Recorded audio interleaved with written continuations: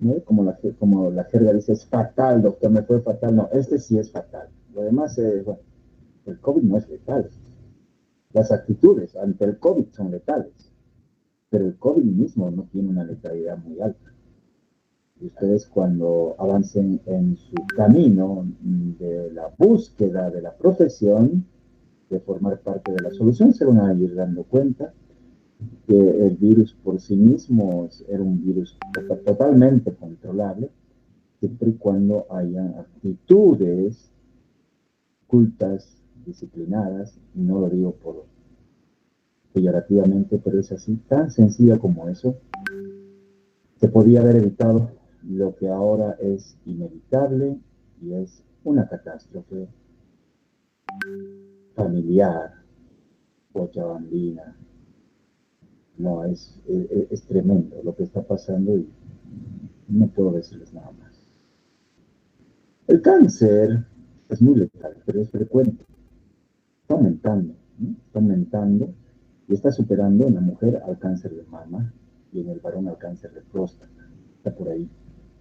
¿Ya? El cáncer de colon también, que cuando yo estudiaba medicina era una de las cosas más peligrosas que había, y sigue siendo, pero imagínense esto que está aquí abajo, que dice que su supervivencia es muy baja, tan solo 5 a 10% en los 5 años de haberse hecho el diagnóstico, que podría aumentar con las nuevas terapias dirigidas biológicas ahora, que ojalá podamos abordar, un máximo de 10 años. Miren esto con respecto a los nuevos casos, comparado con el de próstata, que es el primero en el varón y el de mujer, están ahí los nuevos casos, ¿no? Estamos hablando del cáncer broncogénico, tanto en hombres como en mujeres. Solamente le gana el de próstata y el de mujer, ¿sí? Estamos hablando de incidencia. Y cuando hablamos de mortalidad, no es pues lo mismo tener un cáncer de próstata o de mama que tener un cáncer de pulmón. Mucha mortalidad, ¿ya? Y eso se traduce en esta tendencia. A ver, veamos inicialmente los años de diagnóstico. Fíjense, en hombres, acá está el cáncer de próstata, ¿ya? Y esto es desde 1975 hasta más o menos 2009. La incidencia fue un pico de cáncer de próstata, pues luego ya, como ustedes saben, hay un abordaje, hay un screening que debemos hacer todos para el diagnóstico precoz del cáncer de próstata. Lo mismo pasa en las mujeres con el cáncer de mama, donde esto otrora y hasta ahora sigue siendo más frecuente. Pero miren el cáncer de pulmón en el varón, ¿no? El del varón más o menos hay una tendencia ligeramente a disminuir, pero en la mujer no, en la mujer está aumentando, tiende a aumentar. Y como ustedes van a ver, el screening que se hace en el cáncer de pulmón, que si bien está bastante controvertido, ya hay, voy a comentar cuáles son las formas de detectar precozmente para poder captar a los pacientes en estadio potencialmente curable. Y no solamente ir, como la mayor parte ahora estamos haciendo, a firmar certificados de defunción a muchos pacientes críticos por COVID. Pasa lo mismo con el cáncer. Pero cuando hablamos de muerte, esto en los varones, fíjense, trepó demasiado, hay una tendencia a la baja.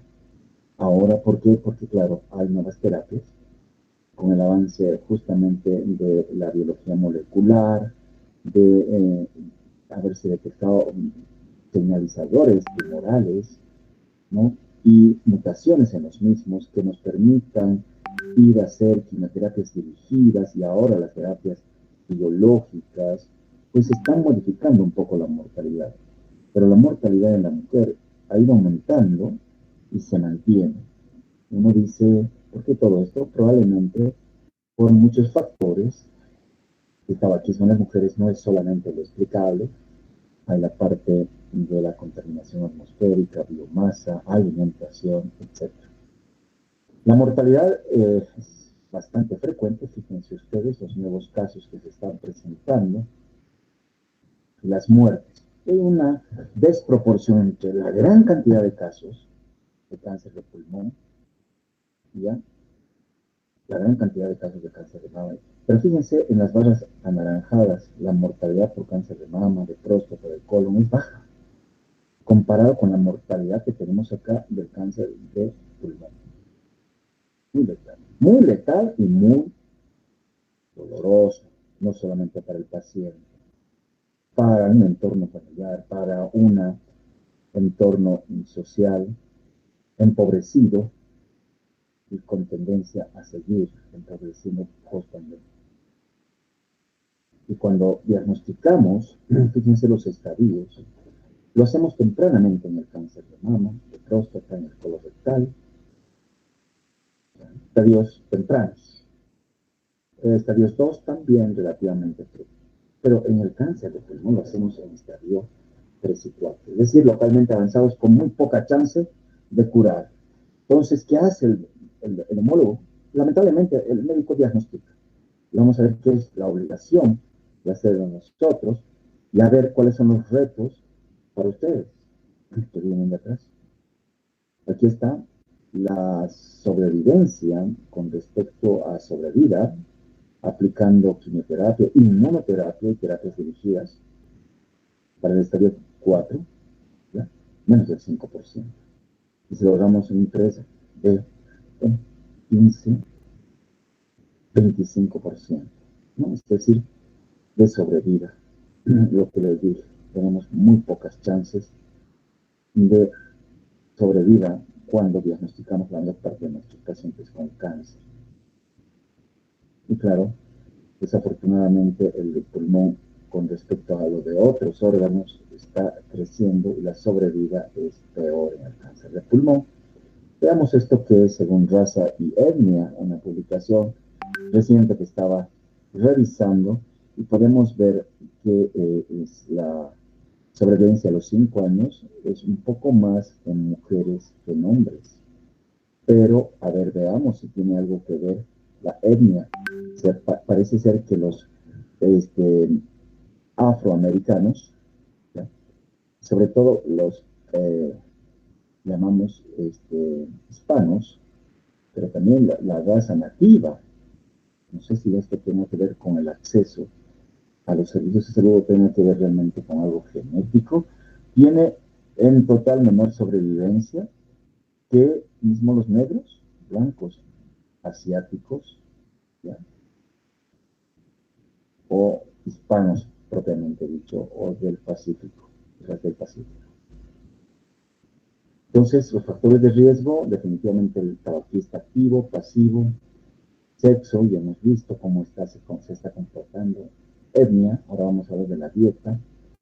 Me encantaría tener en algún momento, ya se les he comentado cuando hemos hablado de contaminación atmosférica, el diésel, no sé si, de las enfermedades respiratorias, me refiero a de las que producen cicatrices, como la tuberculosis, como algunas enfermedades tipo fibrosis, enfisema pulmonar, que producen cierto tipo de cambios en el microambiente de la mucosa submucosa, intersticio, que producen mayor incidencia del cáncer que se llama scar carcinoma, el cáncer de las cicatrices, sobre todo en el tipo adenocarcinoma, predisposición hereditaria y factores ocupacionales que ya lo estaremos mencionando.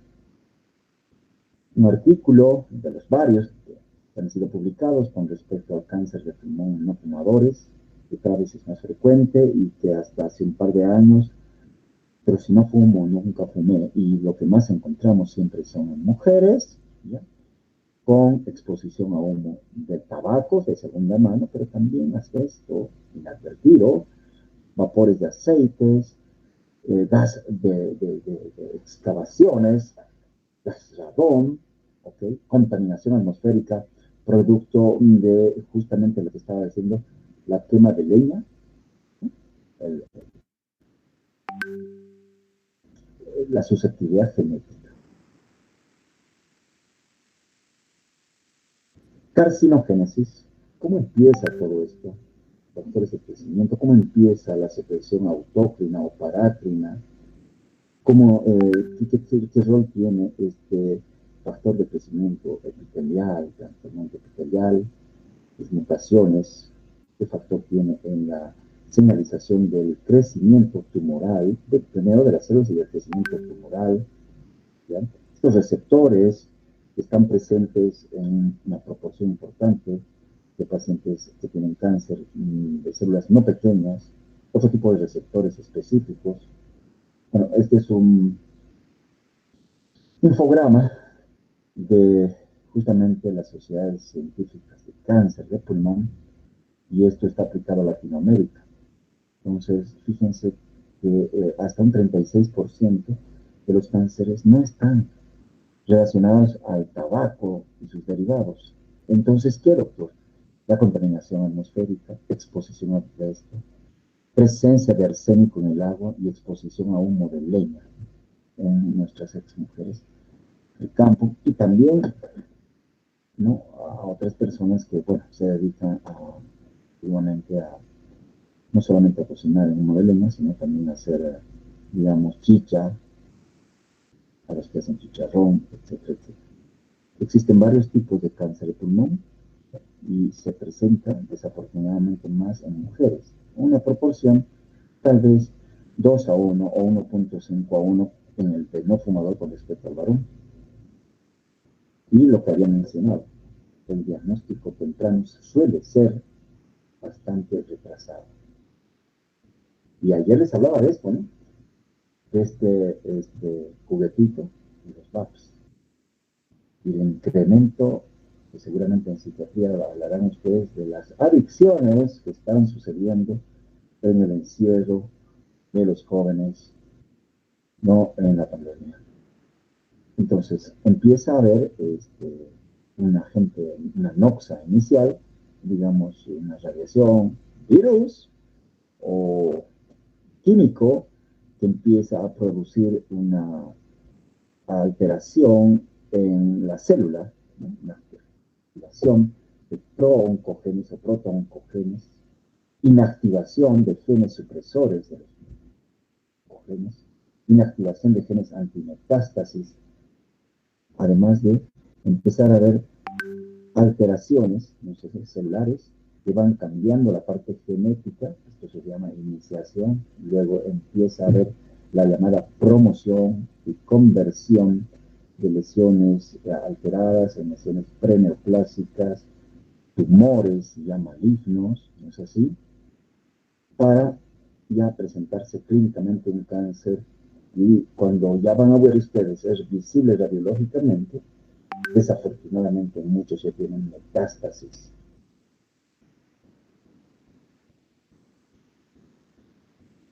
¿Cuáles son los oncogenes y cuáles son los genes supresores, ¿no?, con su localización en su locus, los cromosomas? Oncogenes KRAS, CEMIC, HERNEU2, BCL2, genes supresores, retinoblastoma, P53, CTKN2A, el 3PLOH, bueno, todas estas y su localización cromosómica puede estar presente en un porcentaje mayor o menor dependiendo del tipo de cáncer. Como ustedes ya van a poder ver, histológicamente se divide el cáncer en cáncer de células pequeñas, que generalmente es el 20%, 15 a 20%, y el más importante, el de células no pequeñas, donde justamente acá se van expresando muchos oncogenes. La lesión empieza con hiperplasia, ojalá podamos verlo endoscópicamente o broncoscópicamente en forma temprana. Hay cambios displásicos, unos cambios intermedios, y ya luego viene el carcinoma in situ, que sería ideal encontrarlo, como se hace en el cáncer de cervix uterino. Pero bueno, estaríamos haciendo broncoscopios con autofluorescencia en pacientes fumadores, en pacientes de riesgo, una vez por año. No es rentable. Para hacer un screening válido, tiene que ser costo efectivo, por si acaso, que amplía a gran cantidad de la población a un menor costo posible. Y esto no es posible. Entonces, el carcinoma in situ, ya cuando tenemos la invasión más allá de la submucosa o de la lámina propia, Estamos hablando de un carcinoma invasivo. Entonces, donde podríamos hacer una prevención, y de hecho se previene, es en la fase de displasia leve, moderada y severa, ¿no? Temprana detección, y ojalá desde el in situ ya podemos empezar a hacer cirugía o después otro tipo de terapia. El problema es este, ¿no? Empezamos con unos cambios in situ y en la línea de tiempo, el inicio de vida tumoral, hace que cuando se vea la placa, el nódulo, por lo cual vienen con un grado de ansiedad que creo que me lo han transmitido a mi persona, los pacientes, que es lo que se llama reactividad, ¿verdad? Los médicos no deberíamos ser reactivos, ¿sí? Pero lo somos. Ahora nos hemos vuelto sirvientes de nuestros verdugos. ¿Quiénes? Los ignorantes, los negligentes. Nos han vuelto esclavos de ellos. Y así se los digo. Yo tengo ya casi 30 años de profesión. Soy 2 veces presidente de la Sociedad Boliviana, he sido como 6 veces presidente de la departamental y mucho currículum. Y es triste lo que está pasando. Triste cuando tú quieres ser parte de la solución y no del problema, ¿no? Por eso está pasando esta catástrofe. Y viene lo peor. Entonces, cuando ya ves la placa de tórax, caramba, ¿qué es lo que pasa? Nódulo. Rápidamente, en cuestión de algún tiempo, ese tumor, en menos de 3 a 6 meses, puede tener 1 kilo de peso. Ahí ya podría haber metástasis. Aquí seguro hay metástasis, lo más probable. Y acá, ni lo dudes. Ya, cuando ya ves una imagen radiológica, la siembra hematológica, cuando tú te estás enfrentando con un paciente y le dices, tiene este nódulo, y la angustia del entorno familiar, presión en pandemia para hacer broncoscopia, etcétera, etcétera, ¿no? O sea, ley que ya probablemente, cuando le haga una PET scan TC, que ya vamos a ver qué es, ya sea un cáncer con metástasis o localmente avanzado, que significa que toda esta cadena ganglionar ya tenga un tumor en otro sitio del lóbulo superior, digamos, en el lóbulo inferior en la língula, o contralateral, o en la sección subcarinal o contralateral, y ya prácticamente se convierte en un estadio 3B o 2B o 3A, que ya no es lo mismo que tener un estadio 1A, 1B o 2A. ¿Cuáles son la incidencia de los tipos histológicos de cáncer pulmonar? El más frecuente, se lo está hace ya más de una veintena de años, lo está logrando el adenocarcinoma. Antes era el carcinoma escamoso, que era exclusivamente los fumadores. Y podríamos decir, esto un poco ha cambiado, está el carcinoma de células pequeñas, el carcinoma de células grandes, y hay una gran torta por los neuroendocrinos. La podemos ver, esto es publicación antigua ya, que el adenocarcinoma era mucho más frecuente de los cánceres no de células pequeñas. Esta publicación reciente habla justamente de la verdadera predominancia de los cánceres de células no pequeñas. Adenocarcinoma, con sus variedades actuales en la actual clasificación in situ, ¿no?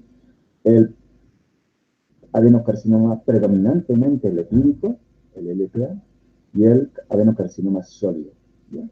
Son las tres del adenocarcinoma, con probabilidades de sus alteraciones moleculares en estos señalizadores, como el factor predominante de crecimiento endotelial, el FGFR, el ALK, el ROS1, ¿ok?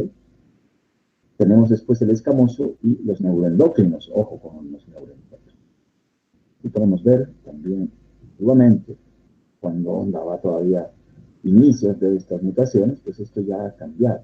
¿Y cuál era lo más frecuente en fumadores y en los no fumadores? Y desafortunadamente, fíjense que las mutaciones en el factor FPR es muy frecuente en los no fumadores, ¿no? Mientras en los fumadores es más frecuente el KRAS y el P53 dentro de algunos. Y esto es lo que se hace habitualmente en la clasificación actual.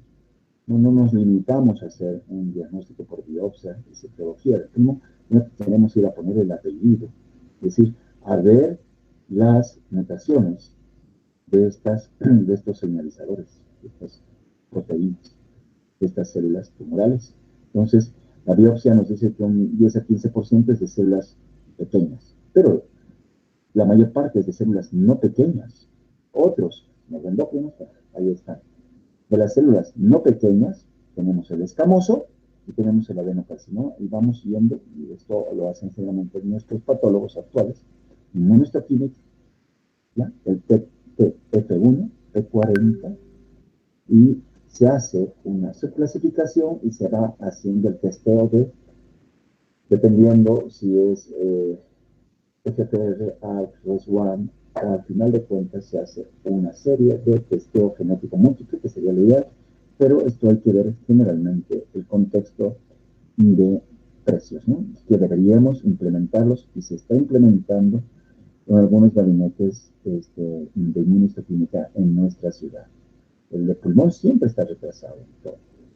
Sabemos las diferentes mutaciones de un adenocarcinoma, no conocidas, más de la mitad, pero de las conocidas son el FPR y el KRAS. O sea, el KRAS ha crecido en su incidencia de mutaciones más que el FPR.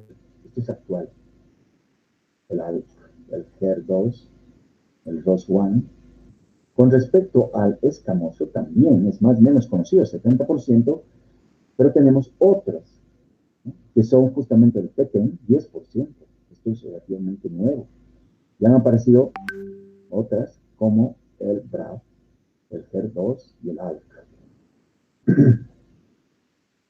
¿Esto en qué incide? Incide, pues, que también es una publicación de cuáles son los más, ya son marcadores tumorales, moleculares, más frecuentes en no fumadores y en fumadores, y en qué incide que sea o no. Incide en la respuesta a la quimioterapia, en ya no hacer lo clásico, sino ir de entrada a quimioterapias dirigidas. Esta era la antigua clasificación histológica del cáncer de pulmón de 2015, digo antigua, porque en realidad ahora es mejor catalogarlo como con sus subtipos de tipo mutación. El adenocarcinoma actualmente ya no es así, sino es lo que les dije in situ, el predominantemente lepídico, ¿ya?, y el sólido, ¿ya? Con respecto a el carcinoma, digamos, in situ, podrían ser dos tipos: la hiperplasia típica adenomatosa, que he tenido una vez un caso, y el verdadero in situ. Después tenemos el mínimamente invasivo y el predominantemente lipídico y el sólido. En cambio, el escamoso se podría decir que es in situ, el queratinizante y no queratinizante. Tenemos acá los neuroendocrinos, también como lesiones preinvasivas, y acá podemos decir que pueden ser carcinoma de células pequeñas y carcinoma de células combinadas, carcinoma de células grandes, y el carcinoide, que es otro. Y el verdadero carcinoma de células grandes, que pueden ser adenoescamoso, pleomórfico, carcinosarcoma, blastoma, etc. Que son los no tan frecuentes. Entonces, ¿qué nos interesa saber? La variedad de adenocarcinoma, del carcinoma escamoso y de los neuroendocrinos. Pero esto era lo realmente antiguo en realidad. ¿Qué voy a pasar?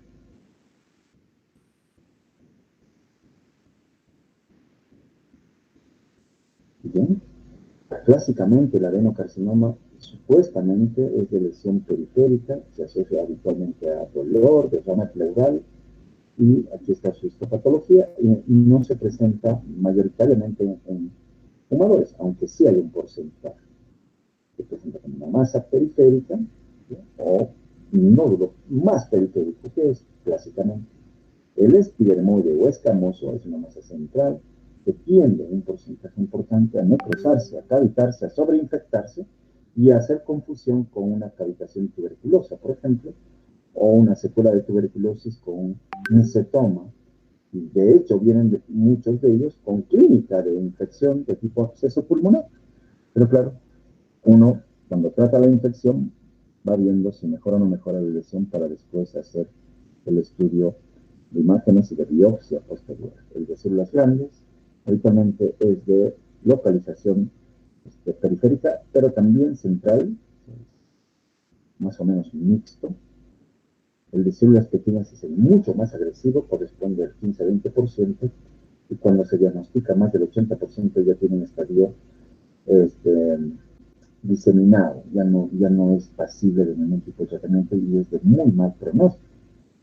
Ya tenemos una masa central parailiar derecha, ya con un derrame pleural versus atelectasia, no de carcinoide, que suele ser presentado por una tríada clínica que es la tos, las sibilancias y la hemoptisis.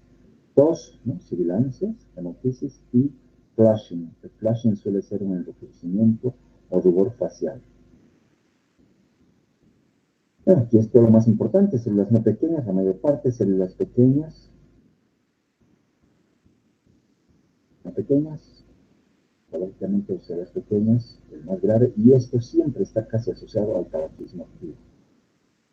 La clínica. Cuando hablamos de clínica, hay que decir que hasta 10% de los casos no tienen síntomas al momento del diagnóstico, y luego lo podemos dividir de acuerdo a síndrome constitucional, síndrome de afectación del tumor, síndrome de afectación de las metástasis intratorácicas, es decir, de los ganglios, y síndrome de afectación, digamos, por metástasis y paraneoplasia. Entonces, es pleomórfica la presentación. Debutan algunos con síntomas de fracturas patológicas, imagínense, o convulsiones por metástasis cerebrales de un adenocarcinoma pulmonar asintomático. Y ahí empieza el reto de armar el puzzle o del rompecabezas en el médico. Siempre esto presionado, ya les he dicho, en pandemia y no pandemia por gente no muy bien afrontada. La sintomatología entonces se debe al tumor, a las estructuras adyacentes invadidas, a las metástasis a distancia y a síndromes paraneoplásicos. Tos es lo más frecuente, se ha visto en un 75%, pero también se pueden ver dificultad respiratoria por atelectasia o derrame. Síntomas constitucionales de pérdida de peso se ve hasta en un 68% en esta publicación, ya pasadita. Se puede encontrar hemoptisis, de hecho hemoptisis es más frecuente por neoplasia, ojo, que por tuberculosis, como dice mi alumna Lorelei, pregunta de examen, es pregunta de examen, si es más frecuente en cáncer o en tuberculosis encontrar hemoptisis, en nuestro medio, en cualquier medio, es cáncer, ¿ok? Dolor torácico, puede haber dolor óseo o fracturas patológicas que yo les decía, que se presenta hasta una cuarta parte de los pacientes. Ojo con este detalle, el claving. El claving es lo que hemos hablado en fibrosis pulmonar, y vamos a ver que esto se presenta no necesariamente por hipoxemia, sino se presenta por hiperplasia, hipertrofia de la cortical, por síndrome paraneoplásico, que tiene que ver con liberación de paratormona, como un síndrome justamente paraneoplásico, sobre todo en el adenocarcinoma y en el carcinoma de células pequeñas. Un síndrome de vena cava superior, un síndrome mediastinal, se pueden ver hasta un 5% de los casos, con afectación de tráquea, de esófago, etcétera, etcétera. Este señor, que en paz descanse, fíjense ustedes, tiene una masa parailiar derecha, con esto que no corresponde a ninguna estructura, y obviamente cuando revisa uno al paciente ve la cianosis, ¿no? Debería tener plétora facial, se ve facies abotagada, a veces se ve mucho más. Se ve vena yugular ingurgitada, no colapsable en posición sentada, y la circulación colateral evidente. Se ve justamente esa circulación colateral porque la cava obviamente está comprimida. Cuando vemos la diseminación intratorácica, podemos saber que los tumores o los ganglios N, se llama así, pueden estar afectando el nervio recurrente laringio y podría ser la primera manifestación de una neoplasia pulmonar, con una voz bitonal que se puede presentar por paredes del recurrente laringio, por una metástasis del ganglio o del tumor, hasta un 18%, por una parálisis de un diafragma, de uno de los diafragmas, por invasión del frénico, por dolor en el hombro, el síndrome de Panquas, ya lo vamos a ver, que tiene que ver con afectación del tumor en el surco superior, se llama, del pulmón derecho o izquierdo, y que produce un dolor intenso junto con algunos cambios, ¿ya? Y erosiones de la costilla, que significa el síndrome de Pancoast, afectación del tronco simpático, como el síndrome de Claude-Bernard-Horner. La pleura y pared torácica puede afectarse, produciendo dolores intensos, a veces con o sin invasión a las costillas, que es peor, obviamente, con o sin derrame pleural, que es peor, definitivamente. Generalmente el derrame pleural se presenta por obstrucción de los linfáticos que reabsorben el líquido pleural y, como siempre tenemos una tasa de producción filtrado de capilares pleurales, la tasa de reabsorción, que debería ser 6 veces más, teoría, está obstruida los desagües linfáticos por células tumorales y pues se va acumulando permanentemente el derrame pleural asociado a un tumor. Obviamente también hay dolor a la inspiración, puede afectarse la vena cava superior, como acabamos de ver, el pericardio con pericarditis y derrame, sobre todo los linfomas, producen taponamiento hasta un 15%, se afecta el esófago, la biopsia de compromiso mediastinal, con 2/3 de los pacientes, ¿no? De adenopatías mediastinales, biliares, que suelen producir disfagia lógica. Tumor de Pancoast, un tumor del surco superior, como se ve en este esquema, que afecta la octava, primera y segunda raíz nerviosa, que produce dolor intenso, cambios en la temperatura cutánea, un dolor de tipo neuropático, con algias de tipo disestesias, cambios en la temperatura, atrofia, el dermatoma muscular del dermatoma que está afectado, y cuando hay compresión o afectación del simpático cervical, el síndrome de Claude-Bernard-Horner. Dosis, miosis, tosis, miosis y anhidrosis. Y en oftalmia, el ojo hundido, párpado caído y miosis.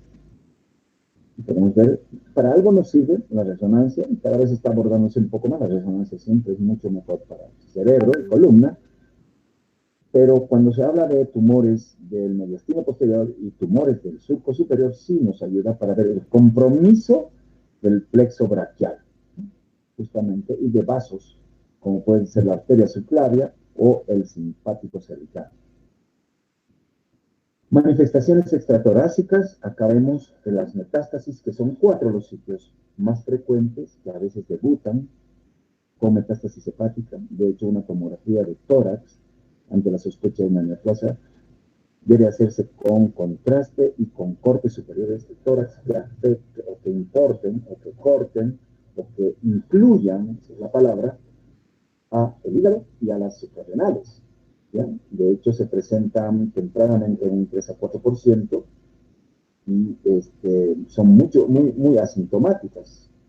Solamente cuando está muy tardía se puede ver pericia y elevación de la bilirrubina y de las transaminasas. La mayor parte es hallazgo imagenológico, pero ya vemos que podemos en un momento dado hacer un diagnóstico de estadio 4. Lo mismo cuando las suprarrenales son visualizadas o grandes, como veremos en algunos ejemplos, ya el estadio es avanzado. Cuando se hace una gamografía ósea o cuando se hace una escintigrafía ósea, cuando hay dolor en la parte ósea, fracturas patológicas que se presentan mayormente y más frecuentemente en el cáncer de células pequeñas que en el de no pequeñas. Pueden haber imágenes en la columna de tipo osteolítica u osteoblástica, ¿no? Entonces, siempre que uno tenga síntomas, uno deberá hacer una gamografía ósea o ver en la ventana ósea de la tomografía realizada justamente este tipo de lesiones.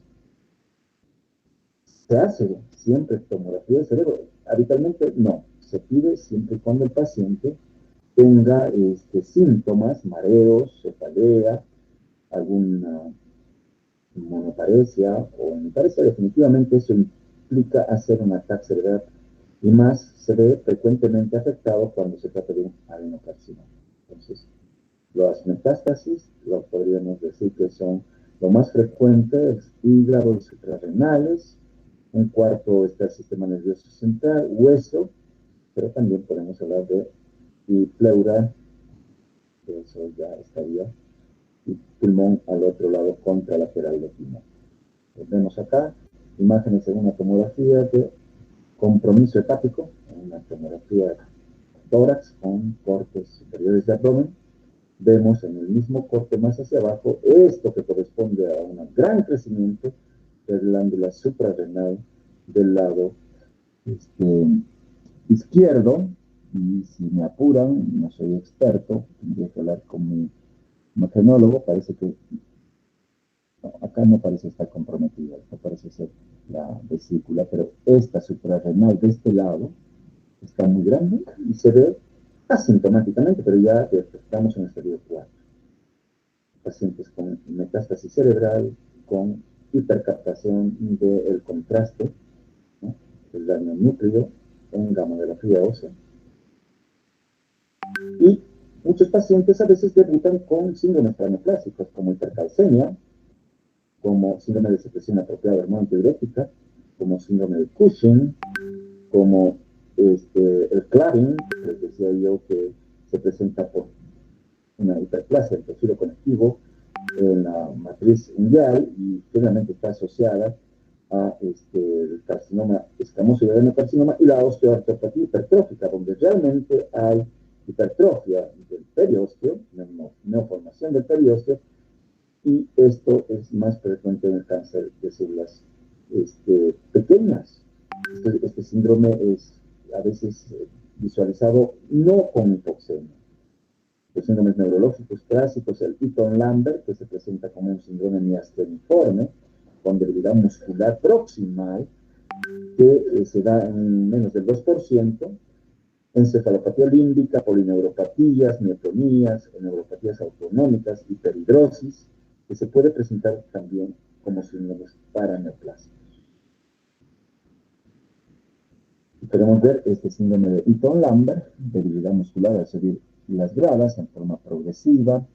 Uno va viendo justamente que le hace electromiografía y detecta que no corresponde a un patrón de miastenia gravis, porque hay que hacer el diagnóstico diferencial con la miastenia gravis y el dosaje, o sea, del neurotransmisor de la anticolinesterasa, por ejemplo, acetilcolinesterasa, los ATRAs, los anticuerpos antirreceptores, no están elevados. Por lo tanto, no hay una alteración, digamos, de los anticuerpos anticolinesterasa, ¿ya?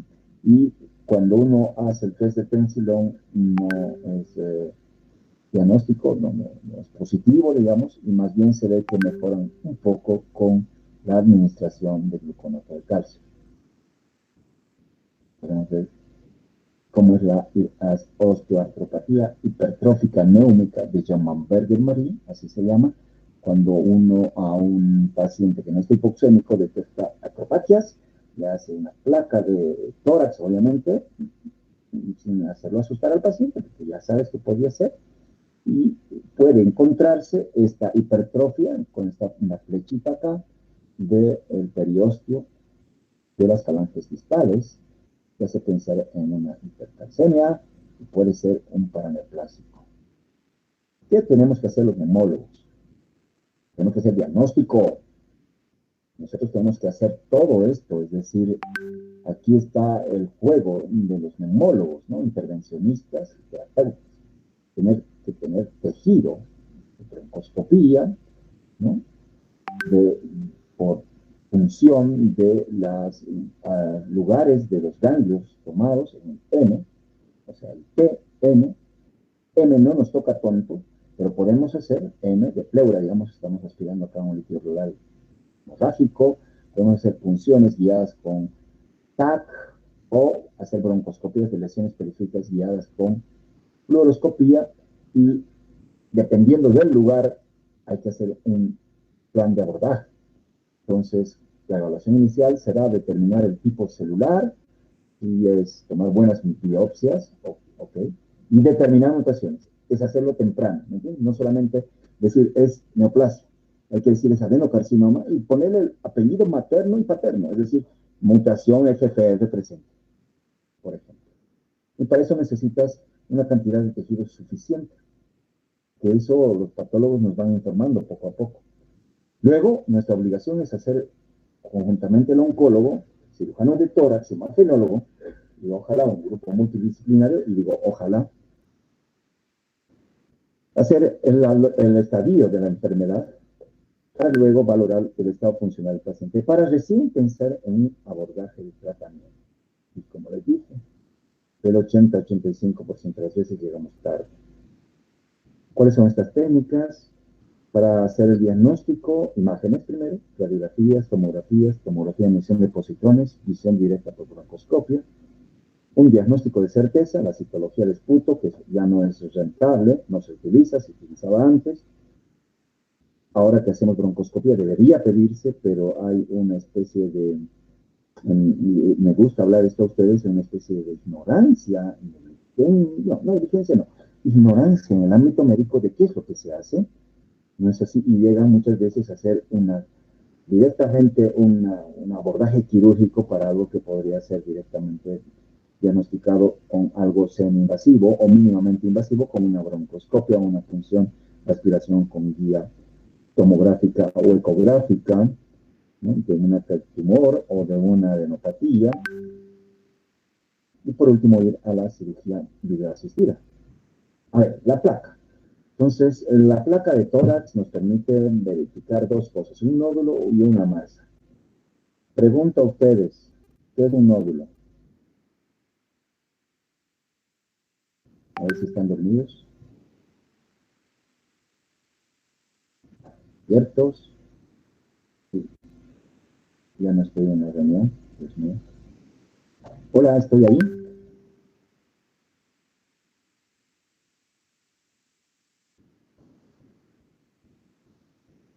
Hola, Sí, ¿están ahí? doctor. Sí, doctor, estamos. Sí, doctor. La otra vez dejé de presentar y se me pasó el tema, que de hecho les debo poco. A ver, ¿cuál es la